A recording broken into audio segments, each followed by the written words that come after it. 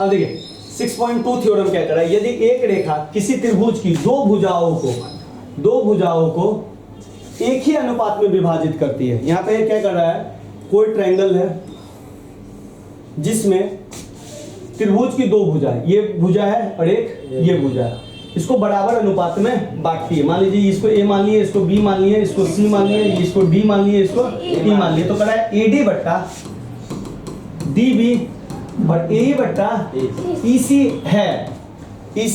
है बराबर अनुपात में बांटती है, तो वह तीसरी भुजा के इस भुजा के समांतर होगी, यानी कि बीसी पैरेलल डी होगी। बात समझे? पिछले वाले क्वेश्चन में उल्टा था कि भैया ये है तो ये दिखाओ, इस बार कर दिया ये है तो ये दिखाओ। इसलिए उस थ्योरम को 6.1 को हम थेल्स थ्योरम बोलते हैं। थेल्स का पढ़ना, इसको बोलते हैं थेल्स का विलोम बोलते हैं। क्लियर है? आगे बढ़े, चले आगे। अब देखिए, तो इसमें भी वही लिखेंगे, माना कि ABC ट्रायंगल ABC है जिसमें AD बट्टा DB बराबर AE बट्टा EC दिया गया है। अतः हमें सिद्ध करना है कि BC पैरेलल DE। बात समझे? ये आपको सिद्ध करना है। कोई दिक्कत है इसमें? नहीं ना? इसमें भी आपको रचना करना पड़ेगा, समझे? उस वाले चैप्टर से में क्या है ना, पढ़ने वाले में आपको थोड़ा रचना करना ही पड़ता है। रचना ज्योमेट्री में थोड़ा सा ये आपको आसानी मिल जाता है, कुछ नहीं मिले थोड़ा सा रचना कर दीजिए, रचना ना कंस्ट्रक्ट। हाँ, लेकिन अपने हिसाब से कुछ भी नहीं कर देंगे, मतलब जो हमको जरूरी है वही करेंगे, ठीक है ना? तो चलिए रचना करते हैं। रचना में कुछ नहीं करते हैं भैया। एक बात तो क्लियर है कि ये बोला है कि DE पैरेलल BC नहीं है, ये आपको कह रहा है दिखाओ। तो भाई दिखाने के लिए कह रहा है, तो अभी तक मान के चल रही है पैरेलल नहीं है, तो हम क्या करते हैं कि BC के पैरेलल एक रेखा खींचते हैं। BC के पैरेलल क्या करते हैं? एक रेखा खींचते हैं जो D से ही जाए। किससे जाए? D से ही जाए। तो हमने कहा कि भैया एक काम करते हैं, एक रेखा खींचो जो BC पैरेलल ये हो, और इस रेखा को हम नाम दे देते हैं, इसको M मान लेते हैं। क्या मान लेते हैं? M मान लेते हैं, ठीक है? तो हमने रचना में क्या किया, D से DM पैरेलल BC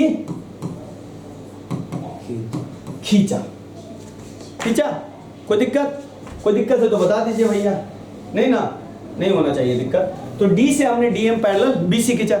जैसे ही हमने D से DM पैरेलल BC खींचा, वैसे आपके दिमाग में आया भैया पिछला वाला थ्योरम कि ये दोनों रेखा पैरेलल है, तो इसका मतलब AD बट्टा DB होगा कि नहीं होगा? AD बट्टा DB। और आप कहोगे भैया इसका मतलब तो ये भी हुआ कि AM बट्टा MC हुआ कि नहीं हुआ? AM बट्टा MC हुआ कि नहीं हुआ? क्यों हुआ? क्योंकि DM पैरेलल BC है। या इसको हम बोल सकते हैं या थेल्स थ्योरम से, थेल्स प्रमेय से। पीछे तो हमने यही पढ़ा था ना कि ये दोनों रेखा अगर समांतर है तो ये बट्टा ये होगा और ये बट्टा ये होगा।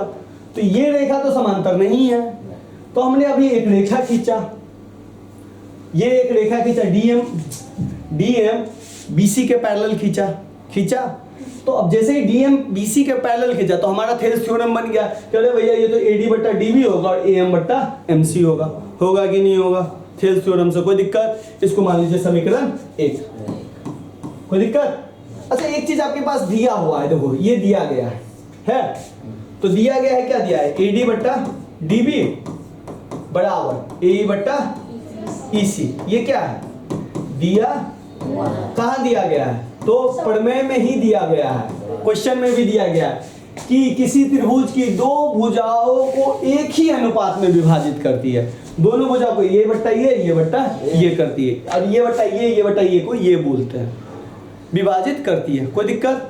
अब कहिएगा भैया समीकरण इसको 2 मान लेते हैं। मान लीजिए समीकरण 1 और समीकरण 2 से। जैसे समीकरण 1 और 2 से करोगे तुम कहोगे भैया ये तो AD बट्टा DB और AD बट्टा DB बराबर है इन दोनों में बराबर, तो बराबर चीज क्या हो जाएगा? कैंसिल।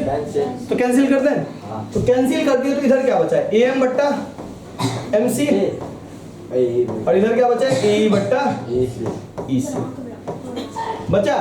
तो क्या करना है, दोनों तरफ एक जोड़ देना है। क्या करना है, दोनों तरफ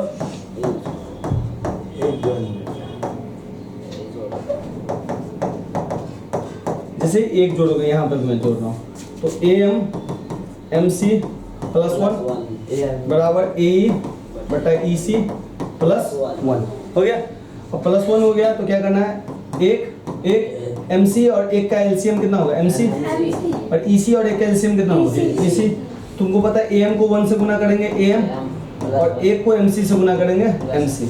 यहाँ भी ए ई जोड़ ई सी आ गया। अब देखो तो ए एम और एम सी, ए एम और एम सी पूरा क्या बना, ए सी।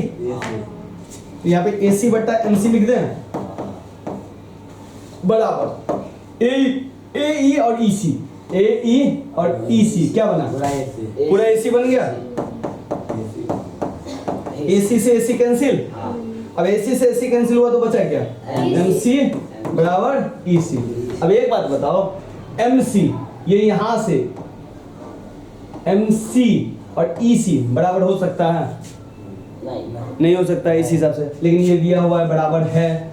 तो जब एम सी बराबर ई सी बराबर दिया है तो इसका मतलब होगा कि एम बिंदु ई के ऊपर होगा, तभी बराबर होगा। बात समझे कि नहीं समझे, एम बिंदु ई के ऊपर होगा, क्लियर है।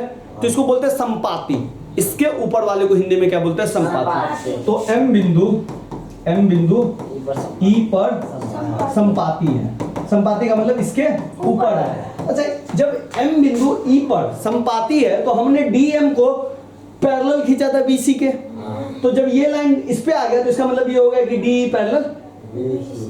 बात समझे कि नहीं समझे, कि नहीं समझे, समझे। तो इस तरह से हम कर देंगे कि बीसी पैरेलल डी है। करना पड़ेगा एक क्वेश्चन। हाँ सिद्ध हो गया। इसमें से एक चीज आपको पकड़ लिए, आप लोगों ने पकड़ा नहीं बढ़िया, जैसे जो चीज मैं आपको पकड़वा रहा हूँ, यहाँ पे दोनों साइड एक जोड़े, एक जोड़े। अच्छा यहाँ पे थोड़ा सा गड़बड़ हो गया, चलो मैं किसी और क्वेश्चन पे करवा देता हूँ, ठीक है, किसी और क्वेश्चन में करवाऊंगा ये चीज।